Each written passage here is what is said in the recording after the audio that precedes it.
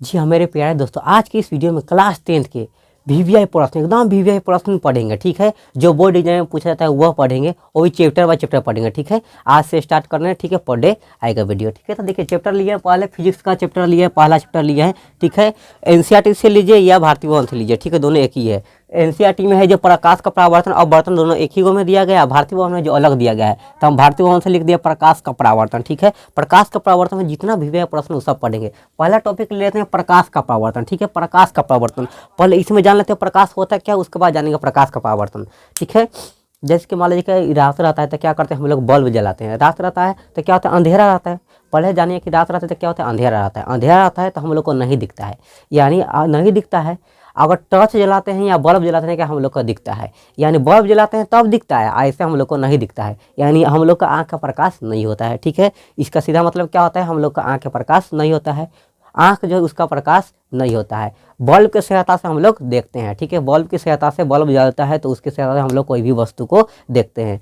ठीक है, तो प्रकाश को क्या बोल सकते हैं, प्रकाश वह है जिसकी सहायता से हम किसी वस्तु को देखते हैं। ठीक है, प्रकाश को क्या बोलेंगे, प्रकाश वह है, चाहे क्या बोलेंगे, प्रकाश वह कारक है जिसकी सहायता से हम किसी वस्तु को देखते हैं। ठीक है, अब जानते हैं प्रकाश का परावर्तन। ठीक है, उससे पहले जान लेते हैं परावर्तन। परावर्तन होता क्या है, परावर्तन का मतलब होता है टकराना। ठीक है, प्रकाश परावर्तन का मतलब क्या होता है, टकराना। अब प्रकाश का मतलब जाने करते हैं कि प्रकाश क्या होता है, तो प्रकाश का परावर्तन यानी प्रकाश को टकराना, इसी के बारे में जानेंगे। तब पहले जान लेते हैं कि टकराने का मतलब कुछ समझ लेते हैं। जैसे ये मार्कल है, अगर मार्कल को इससे टकराएंगे तो क्या होगा, मार्कल टकरा कर नीचे गिर जाएगा।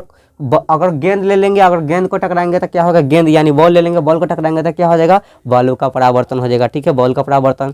अगर प्रकाश को टकराएंगे तो क्या होगा, प्रकाश का परावर्तन कहलाएगा। ठीक है, तो यही डिफिनेशन दिए, क्या दिखे, देखिए प्रकाश का डिफिनेशन क्या लिखे हैं, प्रकाश के किसी वस्तु से, ठीक है, प्रकाश के किसी वस्तु से टकरा कर, ठीक है, प्रकाश के किसी वस्तु से टकरा कर लौटने की क्रिया को प्रकाश का परावर्तन कहते हैं। ठीक है, क्या बोलेंगे, ये है प्रकाश के किसी वस्तु से टकरा कर, ठीक है, प्रकाश के किसी वस्तु से टकरा कर लौटने की क्रिया को कौन सी कहते हैं, प्रकाश का परावर्तन कहते हैं। ठीक है, अब आते हैं प्रकाश के परावर्तन के नियम में। तो प्रकाश के परावर्तन के दो गो नियम होता है। कई गो नियम होता है, दो गो नियम। ठीक है, तो लिख दिए हैं, इसके दो नियम होते हैं। इसके कितने नियम होते हैं, दो गो नियम होते हैं। पहला नियम देखिए, पहला नियम क्या बोला है, आपतित किरण, परावर्तित किरण तथा आपतन बिंदु पर अभिलंब। ठीक है, आपतित किरण, परावर्तित किरण तथा आपतन बिंदु पर अभिलंब क्या होता है, तीनों एक ही तल में होते हैं। तीनों क्या होते हैं, एक ही तल में होते हैं, यानी एक ही जगह पर होता है। ठीक है, दूसरा जानिए, दूसरा क्या है, आपतन कोण परावर्तन कोण के बराबर होता है। ठीक है, दूसरा क्या बोले, आपतन कोण परावर्तन कोण के बराबर होता है,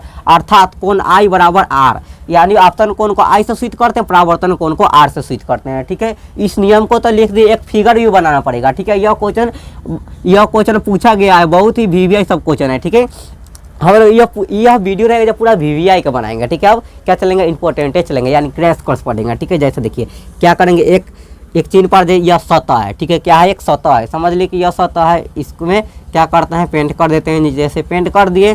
अब क्या करते हैं, प्रकाश यहाँ से डालते हैं तो प्रकाश क्या होगा, टकरा कर आपस चल जाएगा। तो ये टकराया आपस चल गया। ठीक है, टकरा कर आपस चल गया। अब देखिए ऐसे बच गया, तो ऐसे बन गया, इसके बीच में एक डंडा लगा देते हैं, इसको नाम देते हैं अभिलंब। इसको क्या कहेंगे, अभिलंब। तो लिख देते हैं अभिलंब, अभिलंब लिख दिए।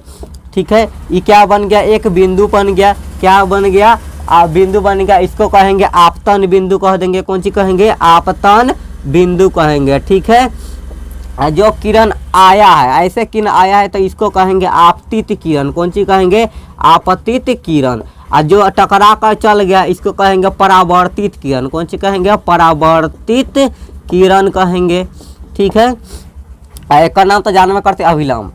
और ये दोनों के बीच में जो कोण बढ़ता है, आपतित किरण, ठीक है, आपतित किरण और अभिलंब के बीच में जो कोण बनता है इसको परावर्तन कोण कहते हैं, सॉरी आपतन कोण कहते हैं। कौन सी कहते हैं, आपतन कोण। आपतित किरण और अभिलंब के बीच में जो कोण बनता है उसको आपतन कोण कहते हैं, आपतन कोण को ऐसे सूचित किया जाता है। ठीक है, अब आइए, परावर्तित किरण और अभिलंब ये दोनों के बीच में जो कोण बनता है उसको परावर्तन कोण कहते हैं। परावर्तन कोण को आर से सूचित करते हैं, और यहीं से ना निकला है कोण आई बराबर कोण आर, यानी एक बराबर ई। पहला क्या था, आपतित किरण, परावर्तित किरण तथा आपतन बिंदु पर अभिलंब, तीनों क्या है, एक ही जगह पर, एक ही तल में, एक ही सतह पर होते हैं। ठीक है,